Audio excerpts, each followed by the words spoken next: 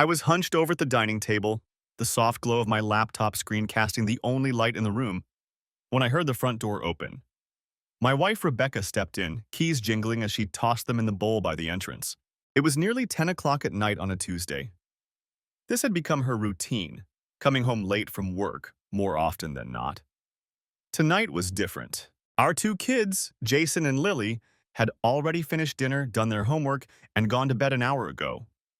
I had eaten alone and spent the last hour staring at spreadsheets of our finances.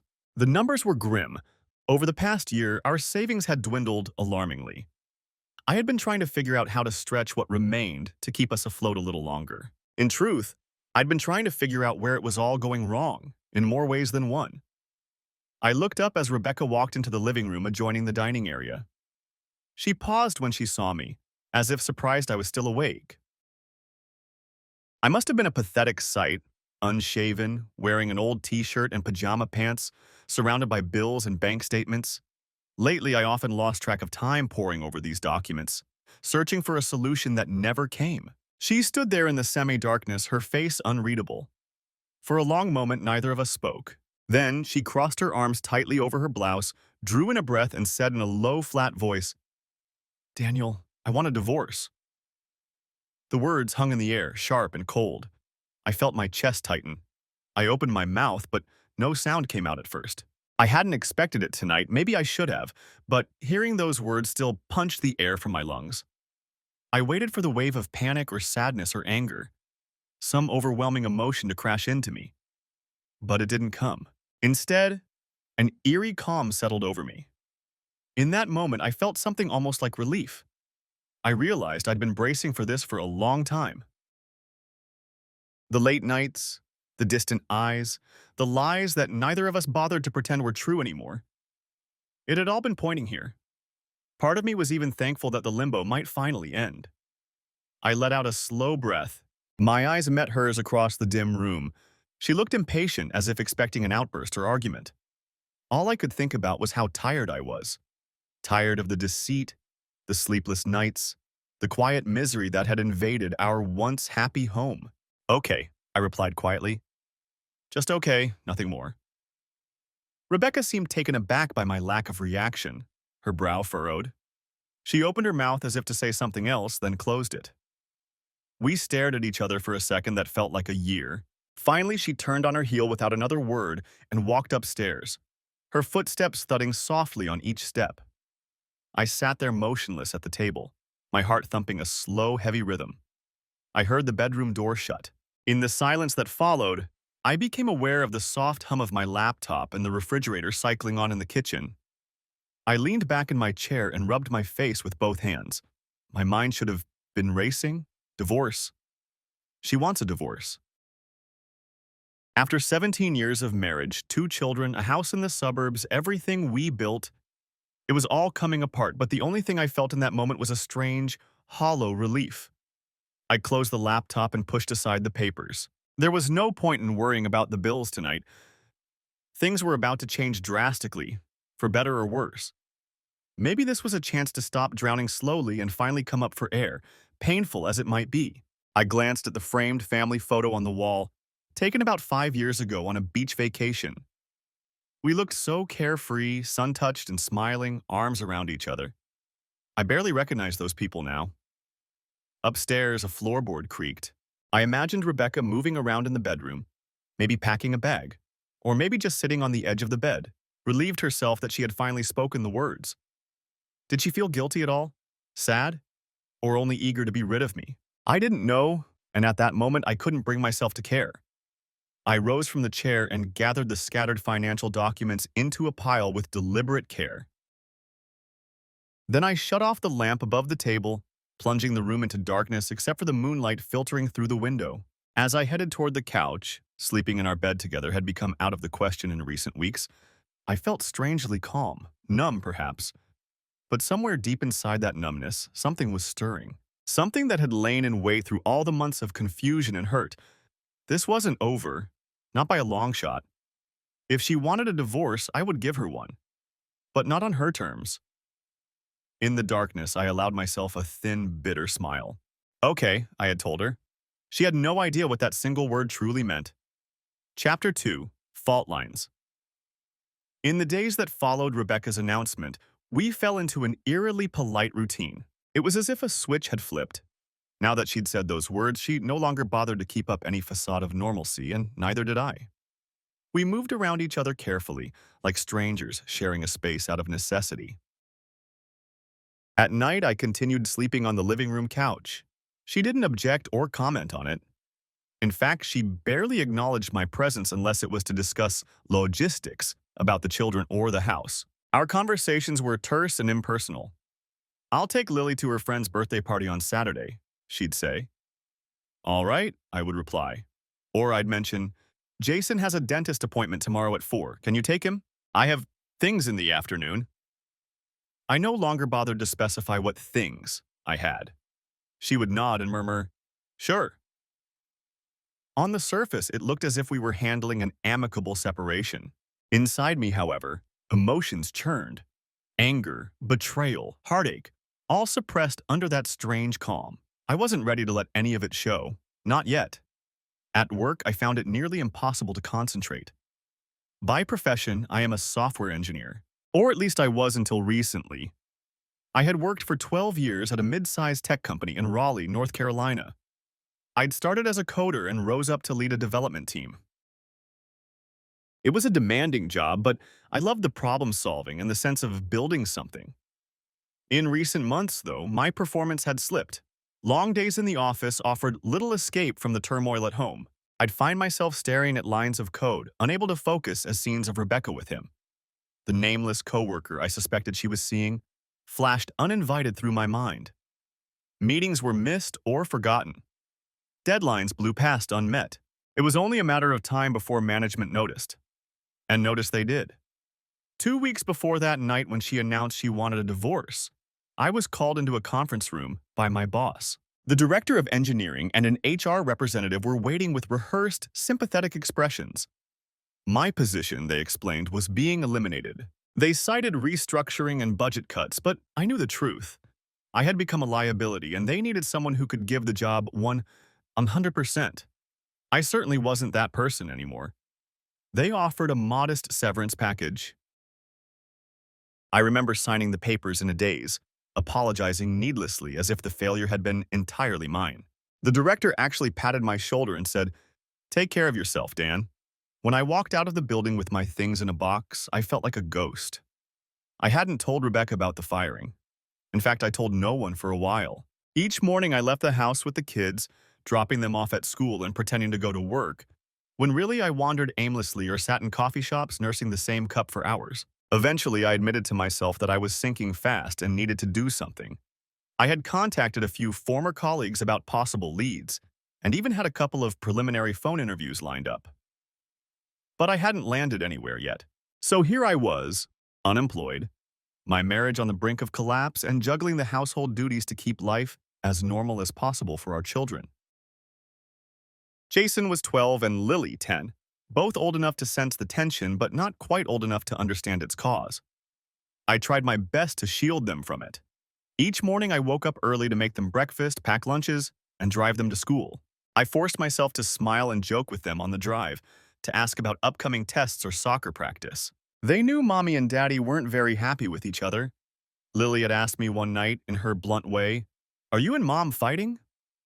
I'd lied and said, "Just a little disagreement, honey. Nothing for you to worry about." She accepted that with a doubtful frown. As for Rebecca, she had recently begun a new job at a marketing firm downtown, Wright and Archer Advertising. After taking several years off to raise the kids, she'd gone back to work part-time once Lily started school. I was supportive, even proud. I thought it was great she wanted to reestablish her career. Wright and Archer was a small but growing agency, and Rebecca, with her background in business administration, quickly found her footing there. She was working on the account management team, and at first it seemed to energize her. Looking back, I can pinpoint that as the beginning of the cracks in our marriage. It didn't happen immediately, of course. Initially, we were both excited about the new routine. I adjusted my hours so I could pick up the kids from school while she worked until 3 p.m. In the evenings, she'd share stories from the office, her colleagues, the clients, the projects. I remember being genuinely happy for her. However, as months passed, her part-time role quietly morphed into full-time. Then over time, she said the agency had landed some big clients and she needed to stay late more often to meet deadlines. I didn't question it at first. Advertising can be a demanding field, and she seemed to thrive under the pressure. But other changes were harder to ignore. She started paying more attention to her appearance every morning, more than she had in years. It wasn't just professional attire. She bought new dresses, spent extra time on her makeup and hair. She even purchased expensive perfume that I'd never smelled on her before. When I commented on how nice she looked on a random Tuesday, she gave me a strange, fleeting smile and said it was important to make a good impression at work. Our social life, already subdued by parenting responsibilities, dwindled further. She stopped planning weekend outings or date nights. She was often exhausted, she claimed. On many evenings, she would retreat to our bedroom claiming headaches or that she just wanted to read and decompress. I was left to handle dinner, cleanup, and the kids' bedtime on my own. I tried to be understanding. I really did. I cooked more, did more around the house, thinking that if I could lighten her load, she might not be so tired all the time. But it never seemed to make a difference. Then there was our intimacy, or the evaporation of it, rather. In the past, even through the ups and downs of marriage, we had always found time for each other in the bedroom. It might not have been as frequent or spontaneous as our younger days, but it was a comforting, loving part of our relationship. But as her late nights at work increased, our sex life dwindled to almost nothing. When I worked up the courage to ask if something was wrong, she offered a litany of cliched excuses. I'm just stressed out. I'm getting older and my libido isn't what it was. It's normal. I'm just tired, Dan. For a while, I accepted those explanations. I worried privately that maybe she was going through depression or hormonal changes. I even gently suggested she see a doctor. She bristled at that, implying I was trying to find fault with her when she was just legitimately busy and tired. We argued a few times, brief, stupid arguments that solved nothing. One night I attempted a romantic dinner after the kids were in bed. I lit candles, opened a bottle of wine, hoping to reconnect. She came home 2 hours late that night.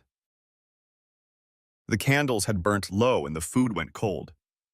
When she finally walked in, she looked at the table and sighed, "Oh, Dan, I'm sorry, I had to stay late. You should have called me." I recall that night vividly. I didn't yell or throw the dishes against the wall like I fantasized about in that moment. I simply blew out the candles and said it was fine. We'd just heat up the food. She ate hurriedly, barely tasting it, and went to bed claiming an early meeting the next day. I stayed up late cleaning and finishing the wine by myself, a knot of resentment tightening in my gut. Still, through all this, it never fully dawned on me what was actually happening. I was aware of the growing emotional distance, but the simplest and most painful explanation, that my wife was having an affair, was something I refused to seriously consider. I thought her coworker, the one she mentioned now and then, his name was Eric, if I remembered correctly, was just a teammate she often collaborated with. She spoke about him just enough for me to know he existed, but never in a way that raised alarm. In hindsight, that deliberate casualness should have been a red flag. My naivety was partially willful. It's a kind of denial many married people have when they're in the thick of raising kids and building a life.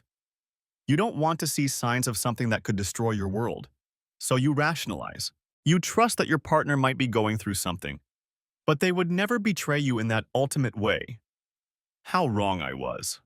The truth punched me in the gut one unremarkable afternoon about 6 months before the divorce conversation. I was putting away laundry in our bedroom. Since losing my job, I'd taken over most of the household chores while I consulted on a few projects from home. I had just finished folding a stack of towels when I noticed a glossy pink gift box tucked in the back of Rebecca's side of the closet. It was partially hidden under a shoebox. I don't know why it caught my eye. Perhaps because it looked out of place. Rebecca usually didn't hide gifts, and my birthday was only a week away. The box was tied with a white satin ribbon. It looked like something from a lingerie boutique. My heart did a weird little flip. Curious, I pulled it out and saw a small card attached under the ribbon. The envelope was sealed and simply read, "To my beloved." I stared at the word, an uneasy feeling creeping over me. I recognized my wife's handwriting. It definitely said beloved. It was not addressed to me by name, just that generic term of endearment, not Daniel or Dan. For a moment I stood there, the box in my hands. I could feel something soft shifting inside beneath the tissue paper. Lingerie, obviously. Something she had bought. Maybe this was meant to be a surprise for my birthday? A spark of hope flared in my chest. We had been distant for so long. Was it possible she was planning something romantic for my birthday? To spice things up again? But if so, why hide it here? And why beloved instead of my name? We rarely use such flowery language with each other. I slid the card out and gently pried the envelope open, trying to be careful so I could reseal it. My hands were trembling slightly. Inside was a small card with a printed floral border.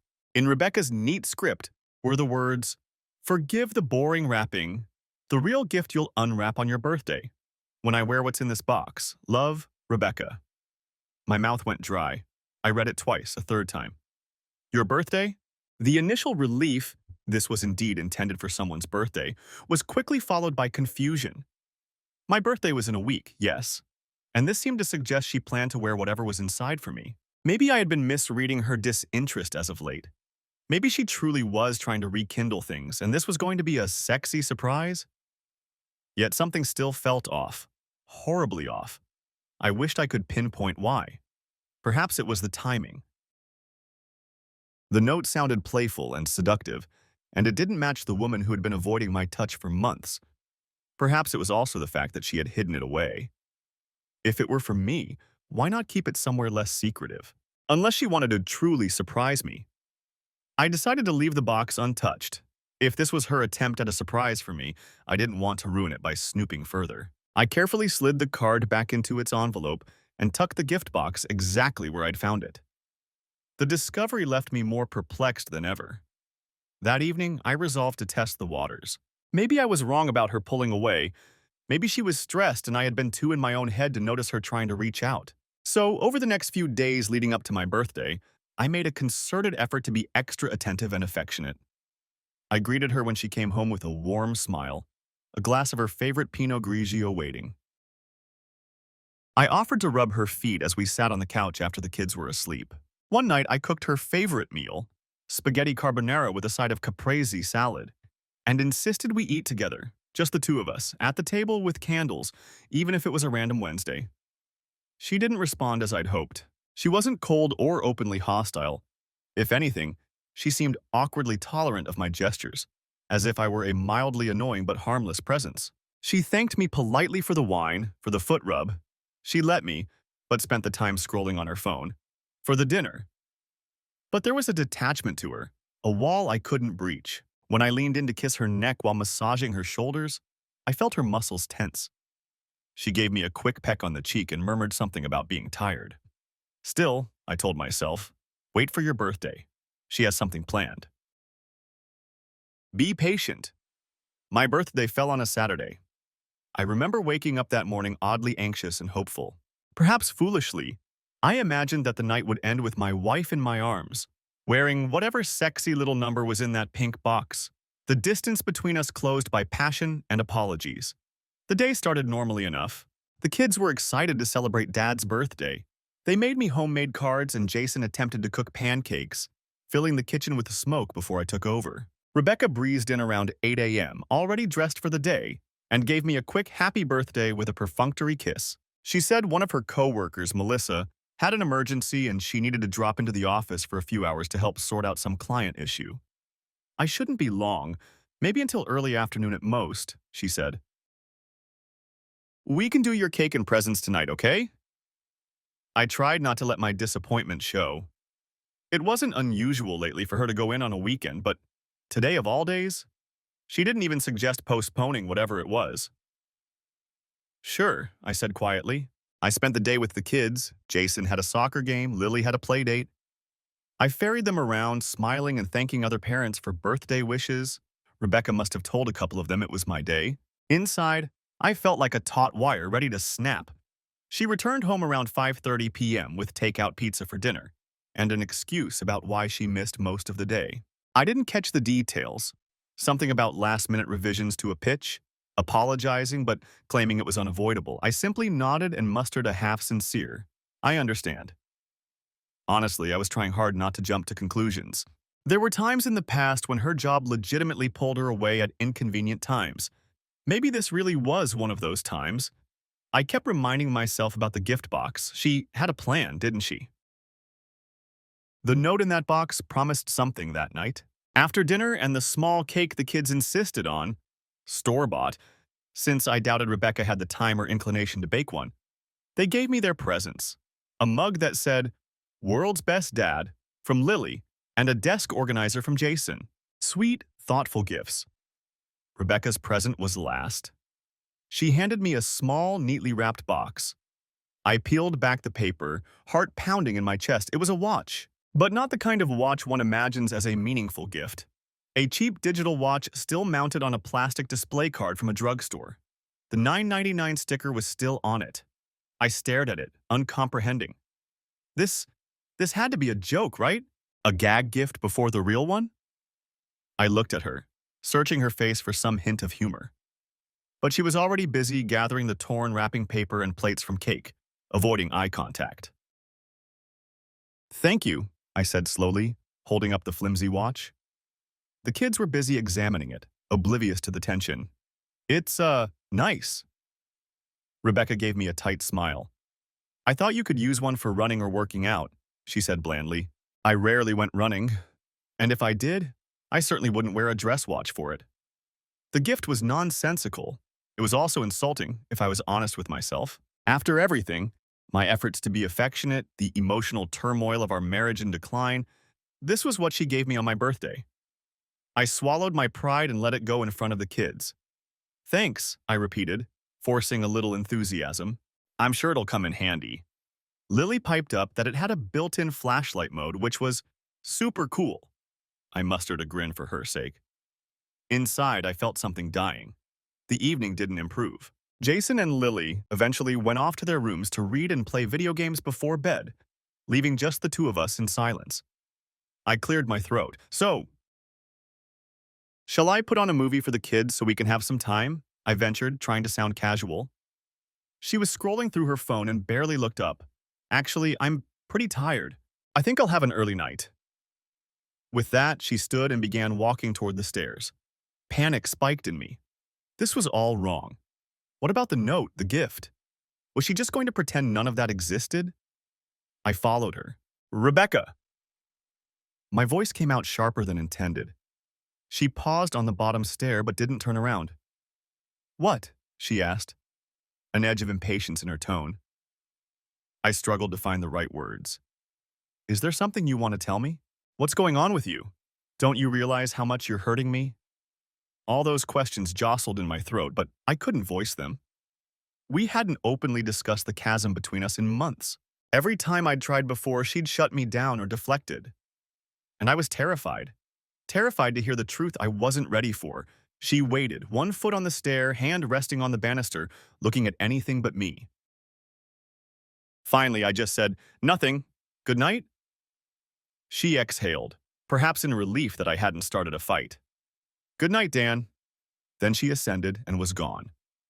I stood there in the empty hallway, hearing her steps retreat. My hands were shaking with anger and hurt. I wanted to scream at the walls, break something, but I couldn't risk alarming the kids.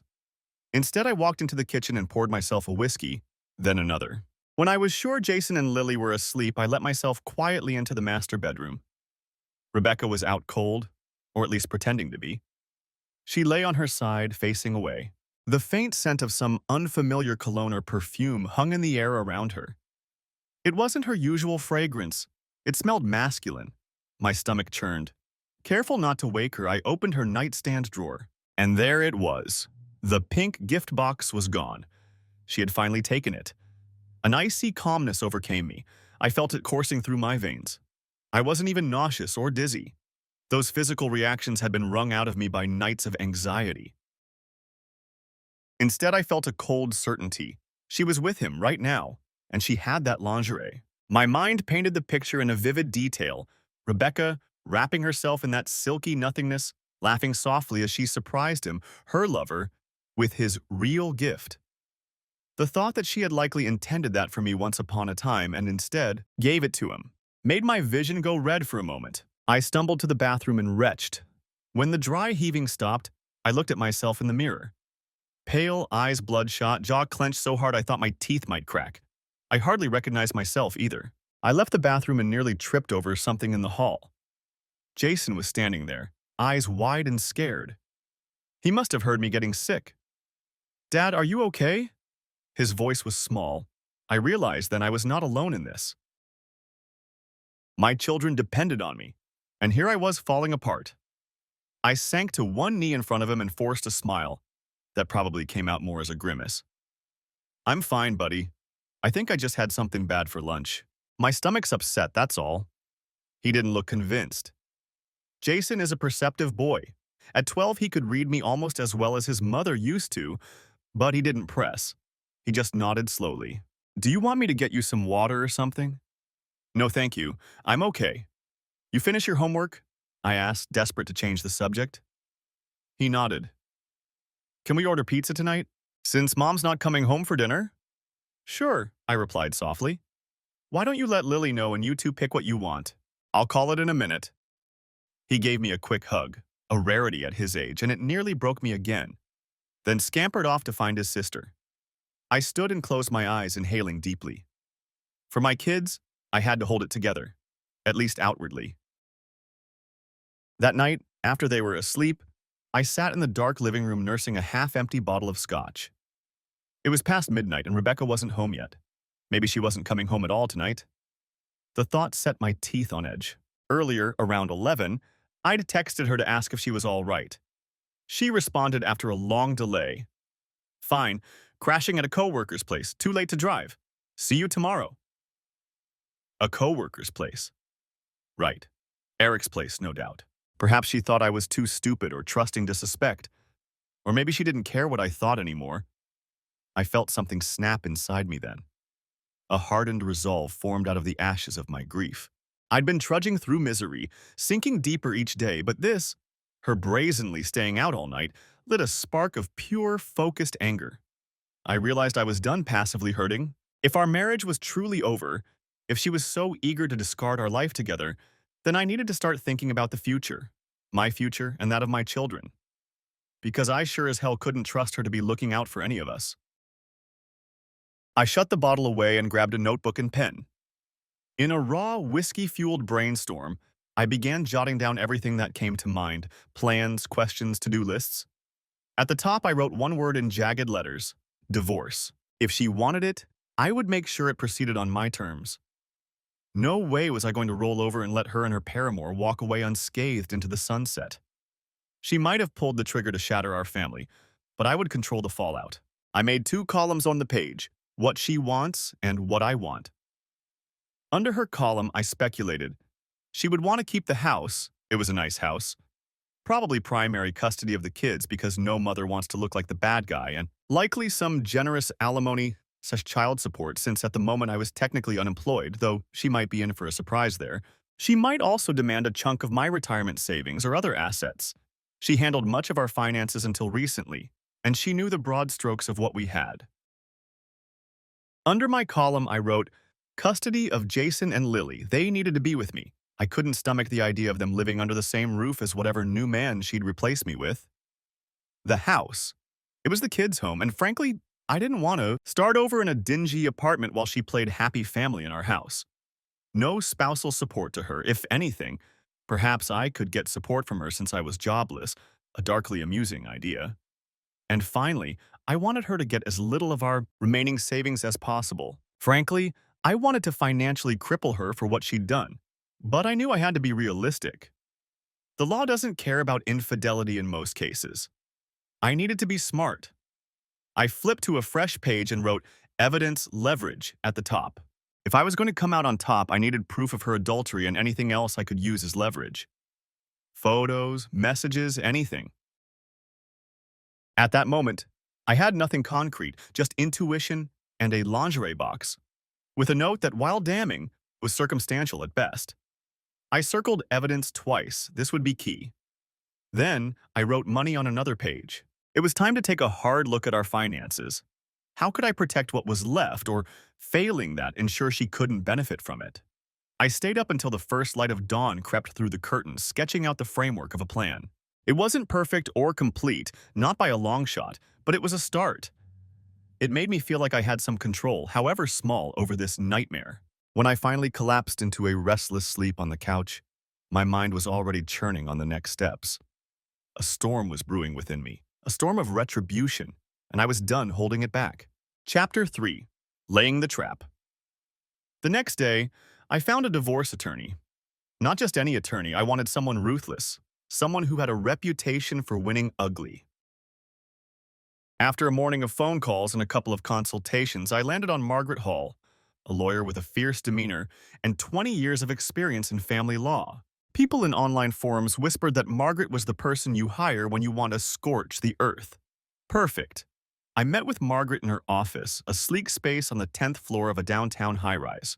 She was in her late 40s, impeccably dressed, with steely eyes that did not betray a hint of surprise or judgment as I haltingly explained my situation. It was embarrassing to admit out loud that my wife had been unfaithful, that she had basically abandoned our marriage for another man. I had to pause a couple of times to rein in the tremble in my voice. Margaret waited patiently. When I finished, she began to rattle off pragmatic truths and legal possibilities. She confirmed much of what I'd feared. North Carolina was a no-fault divorce state, meaning the court generally didn't punish adultery when it came to dividing assets or awarding support. Equitable distribution meant, absent an agreement, our assets would likely be split in a way the court deemed fair, often close to 50-50. Adultery doesn't typically affect property division or child custody unless you can directly tie it to something that harms the children or squanders marital assets, she said crisply. I remember clenching my jaw so hard it ached. So she cheats on me and still could walk away with half of everything? And my kids? I asked, trying not to sound as desperate as I felt. Margaret gave a thin, mirthless smile. Not if I can help it. But we need a strategy and leverage. Custody will depend on who the primary caregiver has been and the best interest of the children. You've been the one home recently. I nodded. I've been a stay-at-home dad for the last few months since I lost my job. Even before that, I had flexible hours and did a lot of the drop-offs and pickups due to her schedule. She made notes. Good. That helps your case for primary custody. We'll want to document your involvement. Maybe gather statements from teachers or other parents attesting that you are the one actively caring for them most of the time. I blinked. Homework already. As for assets, she continued, the best we can do is try to demonstrate any dissipation of assets on her part. If she spent marital funds on her affair, trips, gifts, hotels, we could argue to claw that back or account for it in distribution. Do you have any evidence of that? I thought about it. I don't have evidence yet, but I could look into credit card statements. She did have a couple of weekend work trips that I suspect were not work-related at all. Margaret nodded. Gather anything you can. Receipts, credit card bills, bank statements, and evidence of the affair itself. If nothing else, that could give us negotiating power. Public scandal is a currency of its own, Mr. Miller. If your wife's firm is conservative or has a morality clause, an exposed affair between coworkers could cause quite a stir, perhaps leverage for a settlement in your favor. That clicked with something in me. Yes, pressure from her employer, shame, the threat of exposure, those could be potent weapons. One more thing, Margaret said, eyeing me sharply. North Carolina is one of the few states that still allows alienation of affection lawsuits. I knew vaguely what that was. A law where you can sue the person who seduced your spouse for damages. It sounded archaic, but as she explained, it was indeed still on the books. My pulse quickened. So I could sue him, her coworker, for wrecking my marriage? She steepled her fingers. Potentially, yes. You have to prove that you and your wife had a happy marriage with genuine love and affection, which was alienated and destroyed by the wrongful or malicious actions of a third party. It's not easy to win, but high-profile cases in this state have awarded large sums before. At the very least, the threat of such a suit can be a powerful bargaining chip. That man, if he has assets or a career, won't relish being dragged into court. Many such suits settle quietly out of court to avoid the publicity. I realized I was leaning forward in my seat. For the first time in the weeks, I felt a glimmer of hope. Not for saving the marriage, that ship had sailed and I didn't want it back. But hope that I could actually come out of this nightmare without being utterly crushed, and dare I say, with a sense of justice served. I want to do that, I said firmly. All of it. Whatever I can do, whatever I can file. Against her, against him, against anyone who played a part in this. I want to pursue it. Margaret gave a small, approving nod. We can do that. But know this. Pursuing an aggressive strategy means a fight. It will be costly and messy. Given what you've told me, I suspect your wife will not anticipate you coming out swinging. That could work in our favor if we take her by surprise and overwhelm her with litigation. She might capitulate to avoid ruin, or she trailed off. Or what? I asked. Or she might fight back just as nastily and your children could be caught in the crossfire. I'm obligated to mention that risk. You must be sure this is the route you want to take. It's not for the faint of heart. I thought of Jason and Lily, their innocent faces, how much I loved them. The last thing I wanted was to hurt them. But I believed truly that what I was doing was ultimately for them. If I didn't get primary custody, they'd end up with a mother who was willing to lie and cheat, and possibly a home life that included a man who had helped break their family apart. I couldn't let that happen. And as for the fight getting nasty, Rebecca was already hurting them by her actions. The silent tension, the nights she didn't come home, the way Jason looked at me with worry, that was all her doing. I was trying to protect them, even if it required some pain now. I understand, and I'm sure, I responded. She's the one who decided to tear our family apart. I'm just making sure she faces the consequences of that decision and that my kids are safe with me. Margaret cracked the faintest of smiles. Very well, let's get to work. Over the next hour, we began formalizing the strategy I had only sketched in my notebook. She would file a divorce complaint on my behalf alleging adultery as the grounds. We discussed interim measures, like getting a temporary custody and support order in place if needed, but we hoped to blitz before she could request one that favored her. We also decided to prepare an alienation of affection lawsuit against Eric, to be filed soon after the divorce papers were served. The goal was maximum pressure. One more thing, I said as our meeting wound down. I want to make sure she doesn't get a penny more than necessary. In fact, if there's a way to reduce what marital assets exist for splitting, I'm open to that. Margaret studied me a moment. You're talking about spending or hiding assets. You should be very careful. If a court finds you deliberately dissipated assets in anticipation of divorce, they can compensate her from what's left or sanction you. That said, if money has already been spent for legitimate purposes, that's another matter. I nodded slowly. Understood. I didn't elaborate more to her then, but my mind was already turning.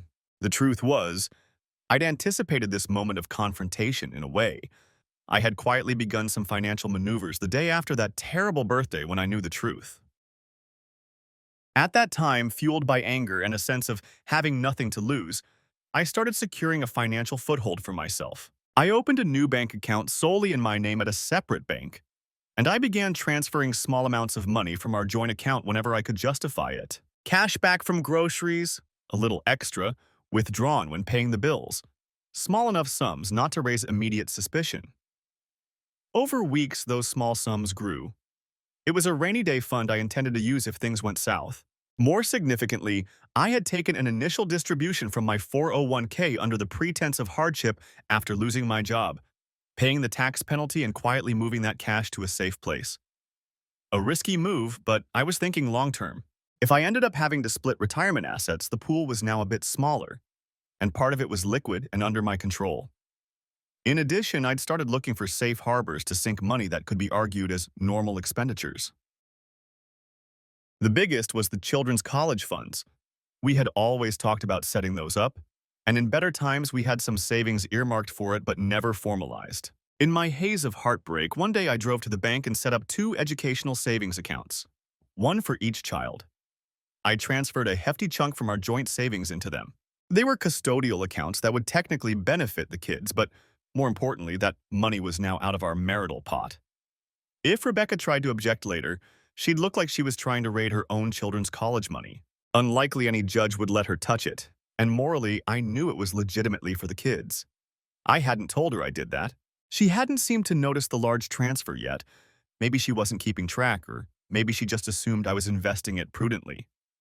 Then, with a bit of guilty ingenuity, I had ramped up a long-time hobby of mine, occasional casino trips.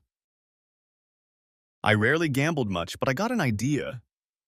Every week, I took out a couple $1,000s in cash from our account and ostensibly visited a casino a few hours away. I'd spend maybe $100 on slots or cards, enough to have ATM slips, receipts, whatever, if I needed to show I was there. The rest of the cash I quietly stashed in a fireproof lockbox, hidden in a storage unit I'd rented under my brother's name.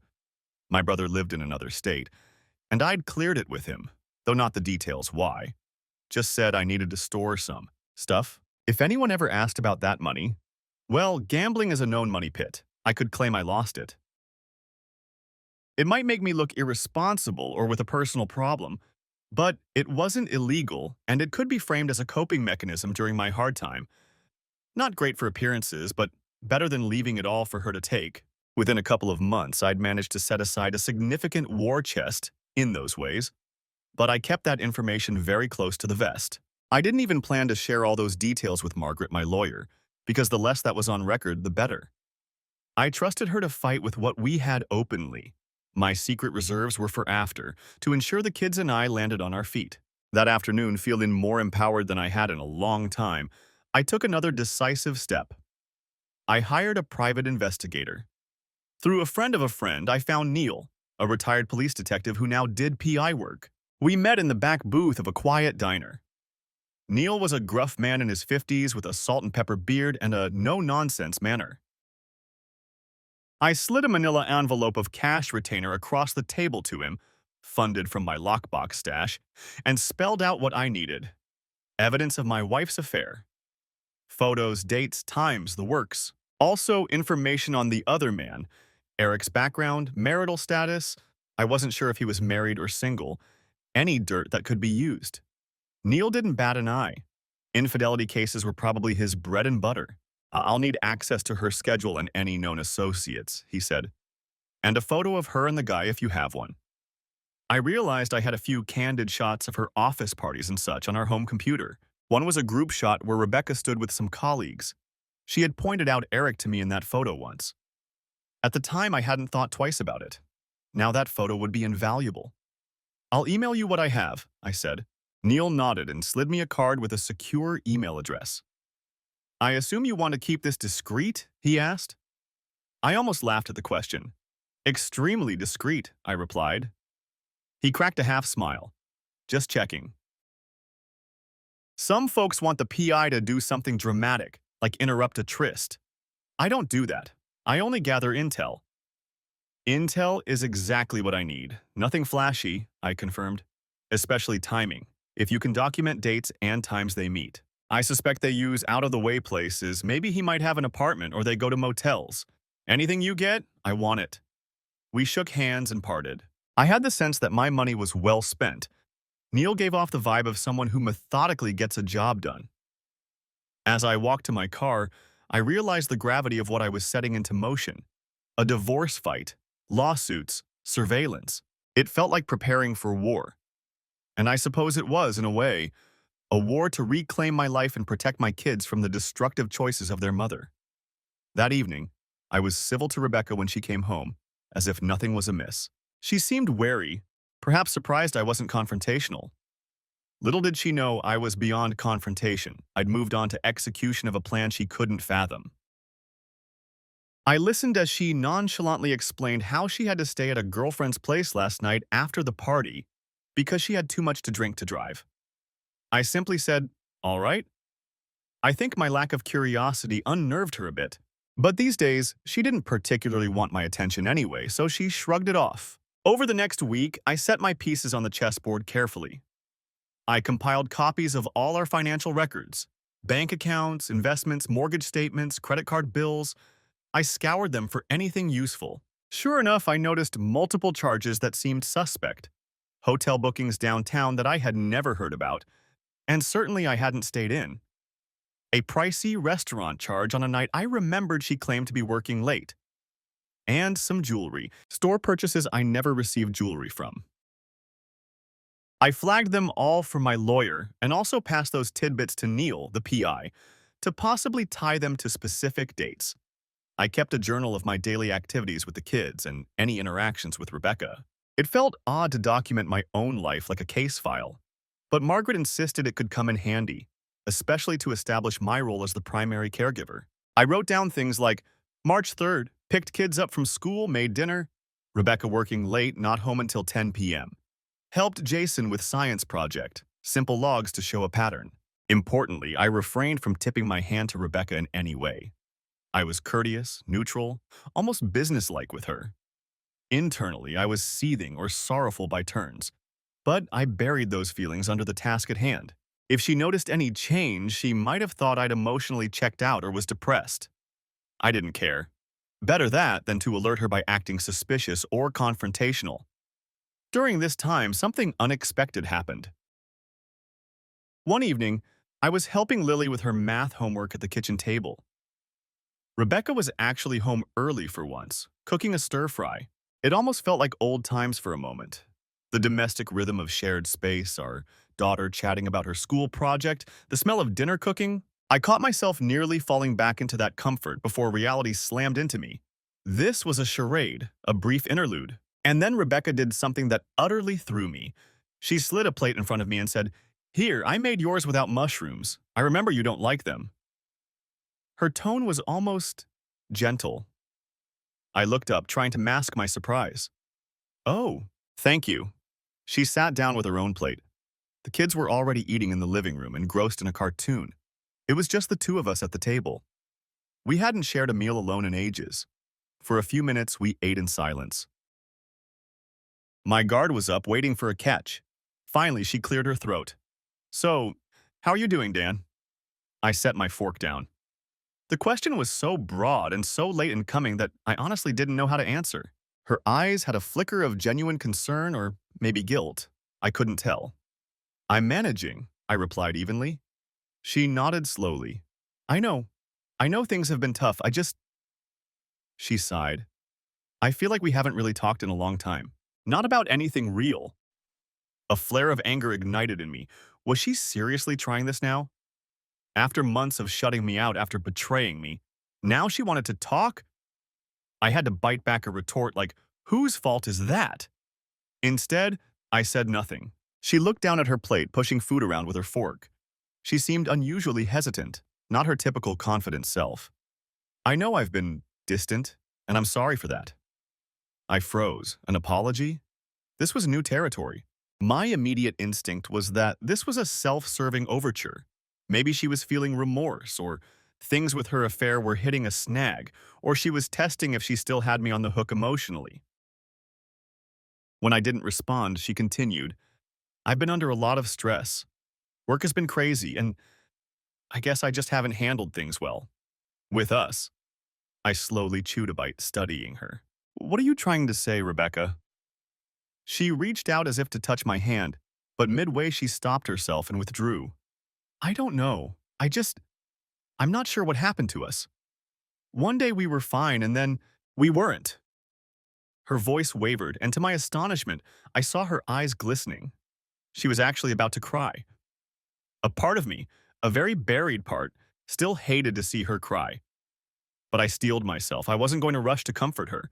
I said nothing. She wiped the corner of her eye quickly. "I keep wondering if I did something wrong or if I could have tried harder. I don't know." The cynic in me thought, this is rich. She's rewriting history in real time. Yet another part of me wanted to grab her by the shoulders and shout, "You threw it away! You destroyed us!" But I remained outwardly calm. I picked my words carefully.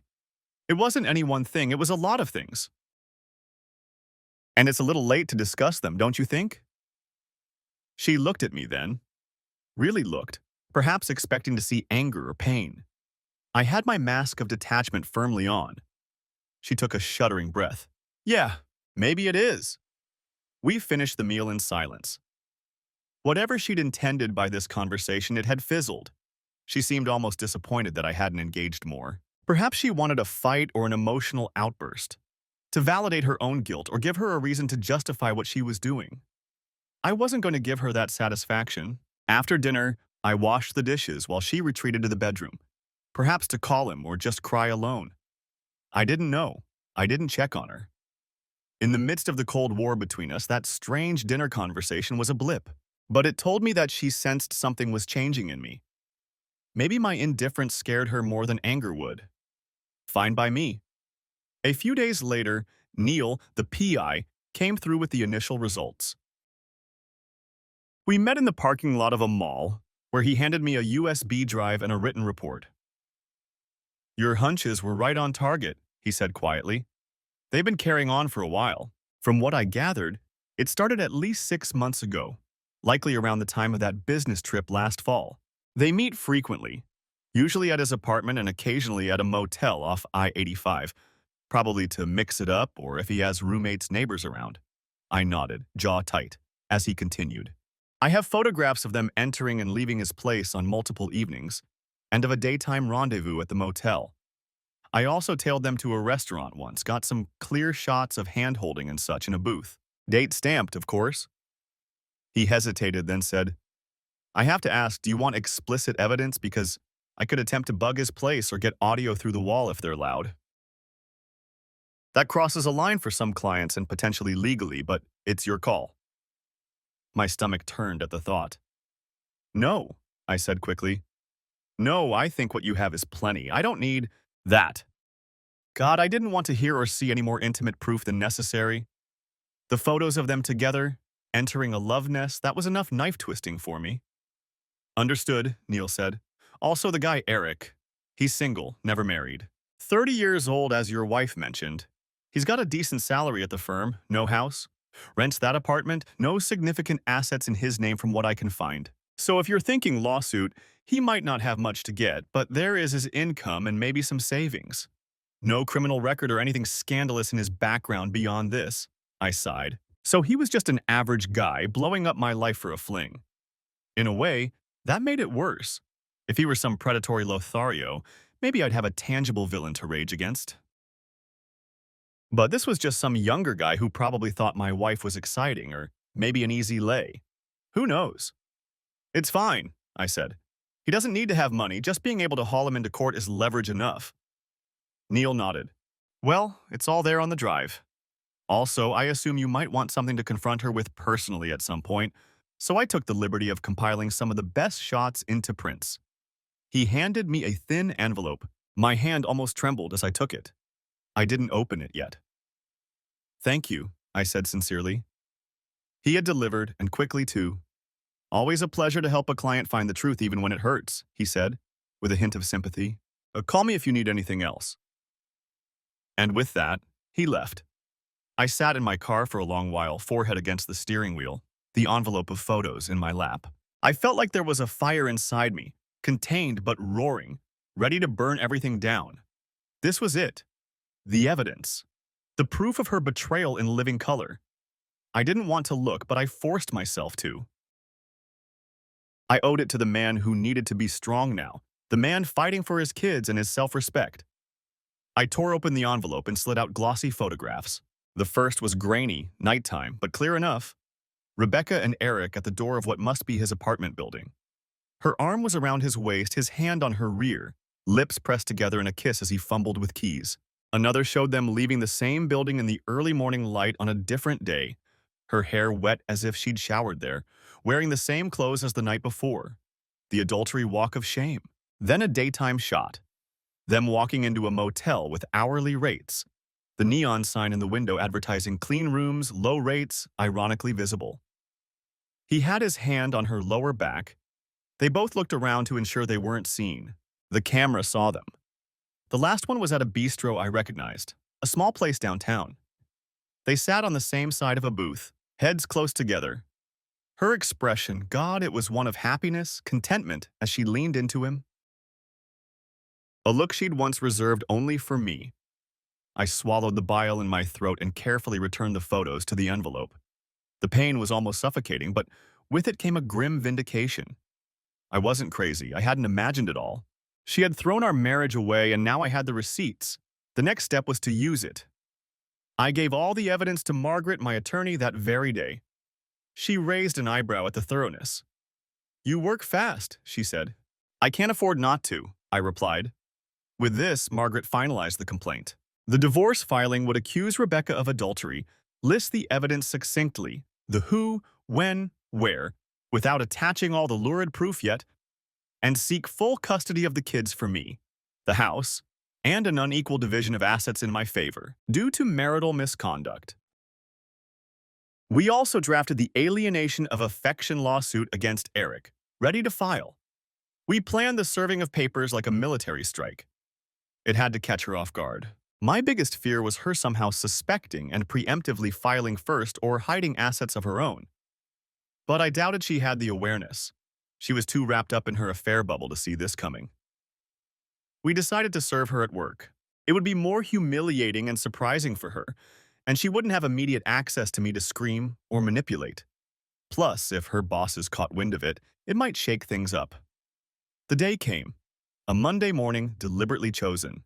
I took the kids to school as usual and wished them a great day with a smile that belied the hurricane of events I was about to unleash on their mother. At 10 a.m., a process server walked into Wright and Archer Advertising and handed a thick envelope to Rebecca Riley Miller.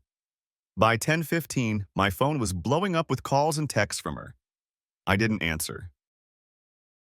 I wanted her to sweat and read what I'd done without my input. Instead, I took my kids and went out of town.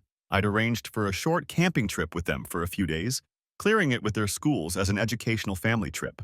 Honestly, at ages 10 and 12, a few days off wouldn't kill them, and they deserved some fun away from the tension at home. The truth was, I didn't want them around when the explosion occurred. I knew once Rebecca realized what was in those papers, she would try to confront me, perhaps loudly. Better we were unreachable for a bit. So, as she was discovering the betrayal of being sued for divorce, I was driving the kids toward the mountains trying to engage with them and keep my own nerves in check. We hiked, we fished in a creek, we roasted hot dogs and marshmallows. At night, in the quiet of the tent, I would lie awake thinking of what might be happening back home. My phone had lost signal up there.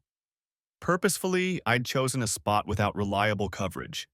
I needed a clear head and time with my children. We returned home 4 days later on a Friday afternoon. I felt recharged by the fresh air and smiles of my kids, but the closer we got to home, the more a knot tightened in my stomach. Reality was waiting to confront me. We pulled into the driveway. Rebecca's car was there. The kids rushed inside, eager to see their rooms and use modern amenities again. I braced myself and entered the house behind them. She was sitting in the living room armchair, as if she'd been waiting all day. She sprang up as soon as I walked through the door. I quietly told the kids, "Hey, why don't you two go put your stuff away and check on Snowball, our cat?" Perhaps they sensed the tension because they quickly scurried upstairs. Now it was just us. I looked at my wife, well, the woman who used to be my wife in all but name. She looked drawn, like she hadn't slept properly in days.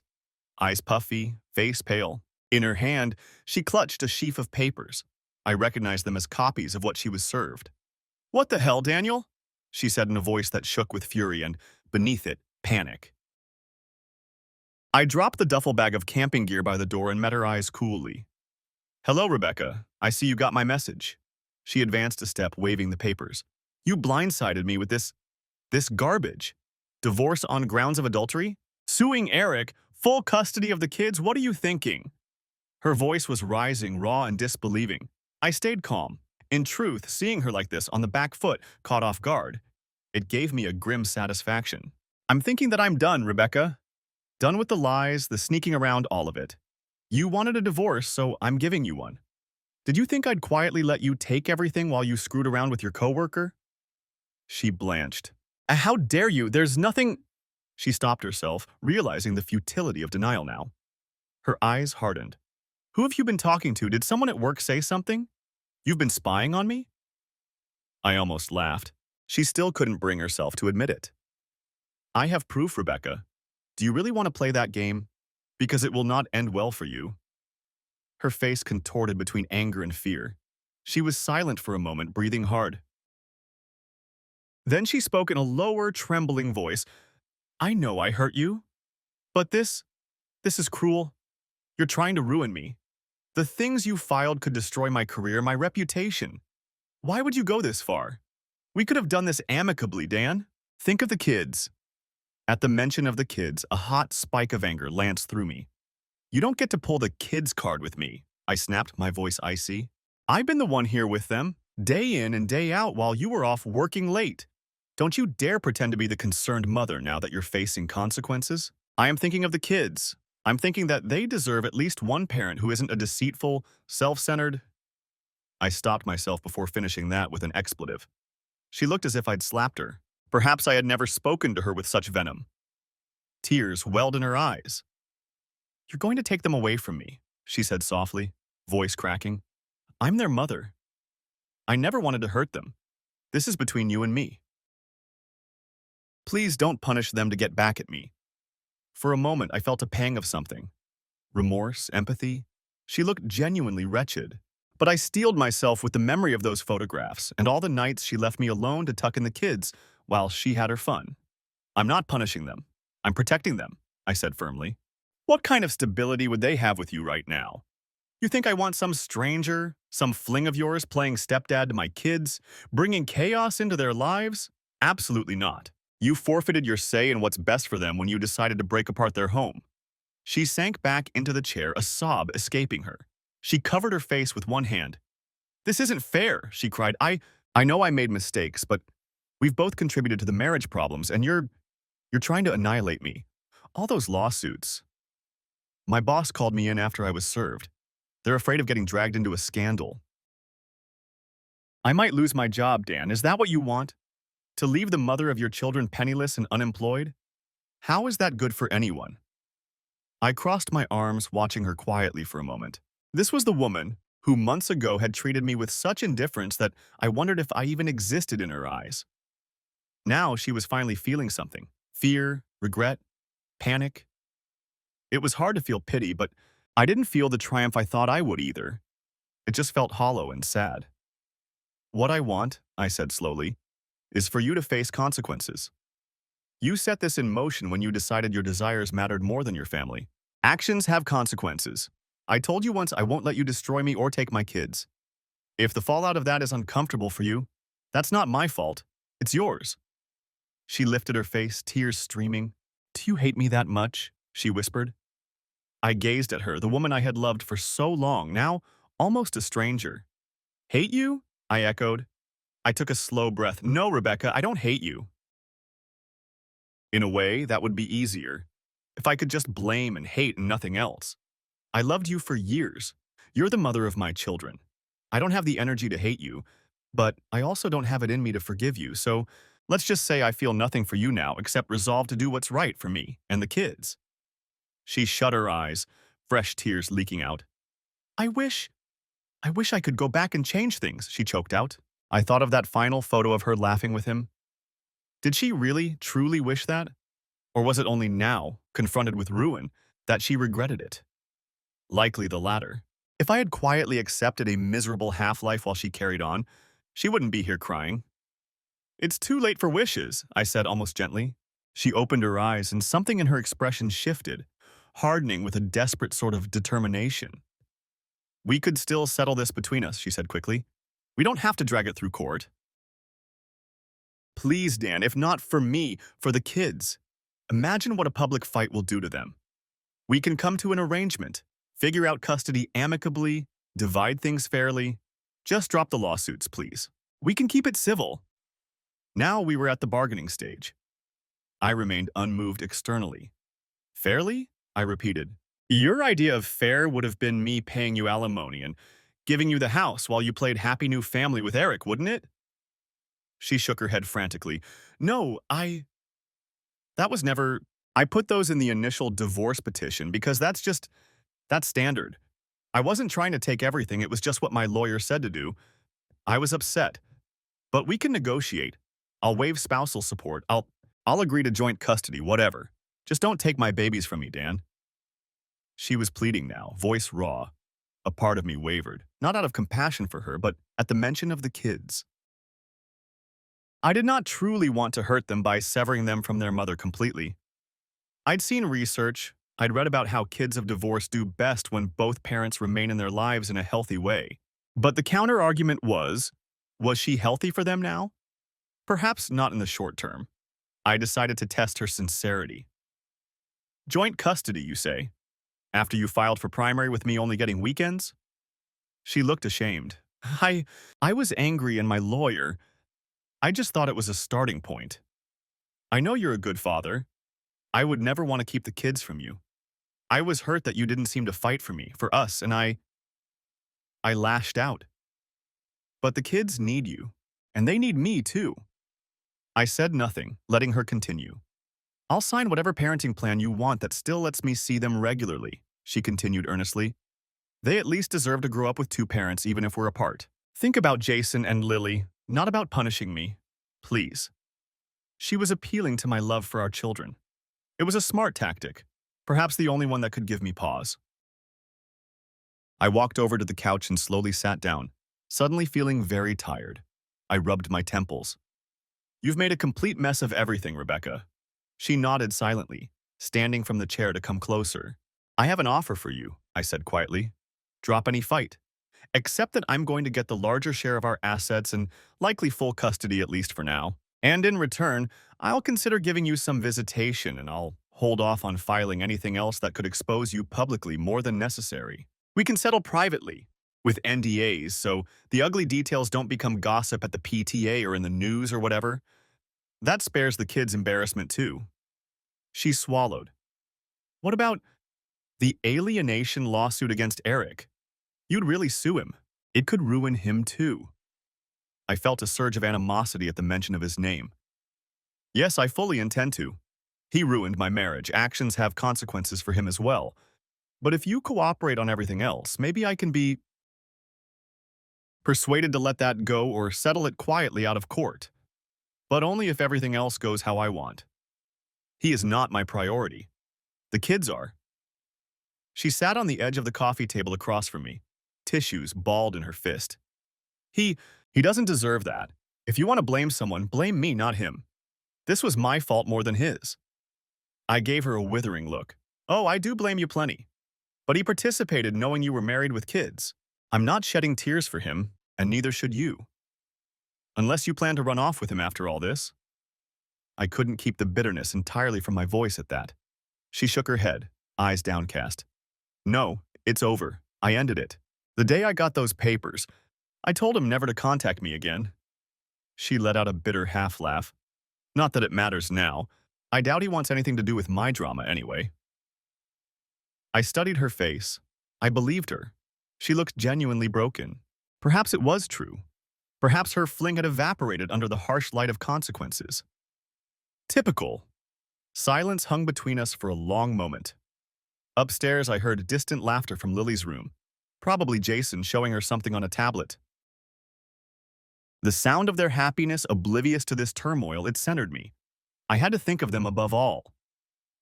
Here's what's going to happen, I said with a measured calm. My lawyer will be in touch with yours. If you're serious about an amicable settlement, then you'll accept the terms we'd put forward. I'm going to be more than fair to you financially, given what I could do. I'm not out to leave you destitute, Rebecca. I have no desire to hurt the mother of my kids beyond ensuring I have what I need to raise them well. She nodded, listening intently. But I will insist on primary custody. Maybe down the line, if things stabilize, we can revisit that. But right now, I honestly don't think you're in a place to take care of them full-time. Prove me wrong over time, maybe. But I'm not budging on that initially. Fresh tears glinted in her eyes, but she managed to hold them back. I understand. You'll get visitation, yes. I won't shut you out as long as you don't try anything reckless, like running off with them or poisoning them against me. I gave her a hard look. She cringed. I would never. I won't. I just want to be their mom as much as I can, even if it's less than before. Her voice trembled on those last words. I continued. We'll work out a property settlement. You can keep your car, your personal savings. We don't have that much left in joint savings anyway. I didn't mention why, and she thankfully didn't ask at that moment. The house, I'm going to fight for. The kids need to stay in their home, and you moving out will minimize their upheaval. You and I both know you can't afford this place on your own anyway. I'll refinance if needed to buy out your share, but I'm keeping the house. She closed her eyes but nodded. All right. It clearly hurt her to assent, but she was cornered and knew it. As for support, since I'm taking primary custody and I'm currently between jobs, you'll likely owe child support. Possibly I might even ask for spousal support, though if I get most of the assets, I might waive that. That detail can be negotiated. Honestly, I just want you to contribute proportionally to the kids' expenses if you have a job. I'm not interested in bleeding you dry. I just don't want to be bled myself. I can agree to that, she whispered. And the evidence of your affair stays confidential if we settle quietly. If you try to fight me or make false accusations, I won't hesitate to use all of it in open court. Understand? She flinched but answered, Yes, I understand. I realized I was effectively dictating terms of a surrender, and she was accepting them. The power dynamic had completely flipped. A part of me still thirsted for more vengeance, to really rub it in, to see her suffer as much as I had. But another part just felt weary and wanted this ugly chapter over. She spoke again softly. I'll do whatever it takes to be in their lives. I know I don't deserve mercy from you, Dan. But thank you for being willing to not destroy me completely.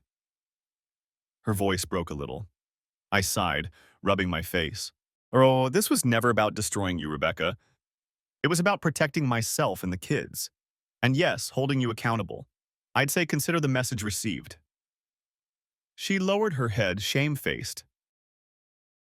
Loud and clear. Just then, we heard tentative footsteps on the stairs. Lily's small voice called, Mom, Daddy, why are you both home? Are you still fighting? We looked at each other. Rebecca hastily wiped her eyes and tried to compose herself. I too tried to soften my expression. She managed to speak first, her voice almost steady. No, sweetie, we're not fighting. Come on down.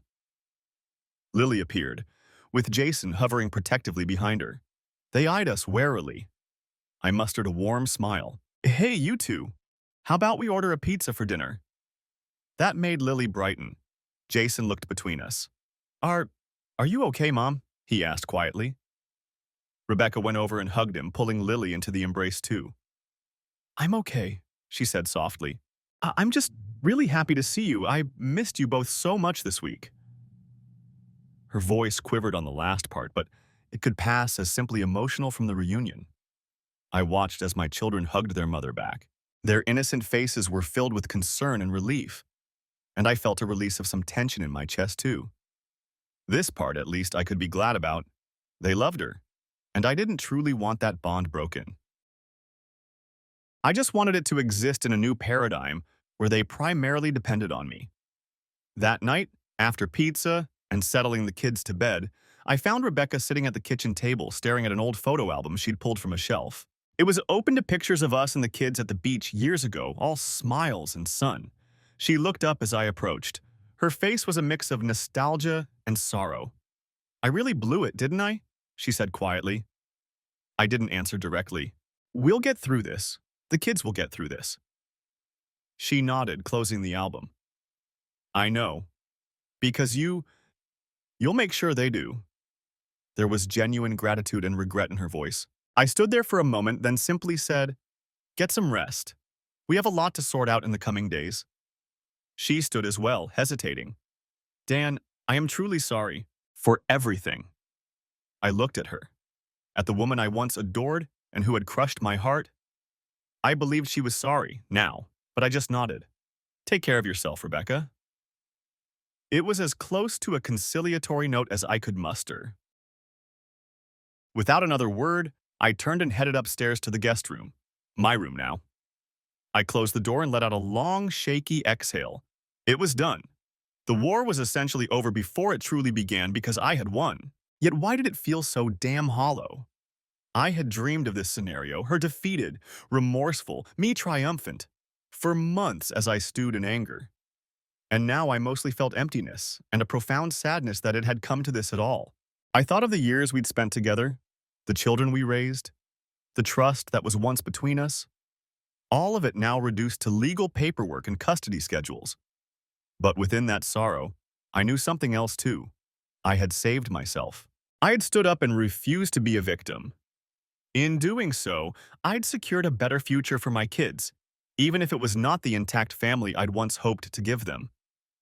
Perhaps with time, the emptiness would fill with something new, something like peace. For now, I would take the hollow victory, because at least it was a victory, and I was still standing. And as I crawled into bed exhausted, I felt the slightest hint of relief. The worst was over.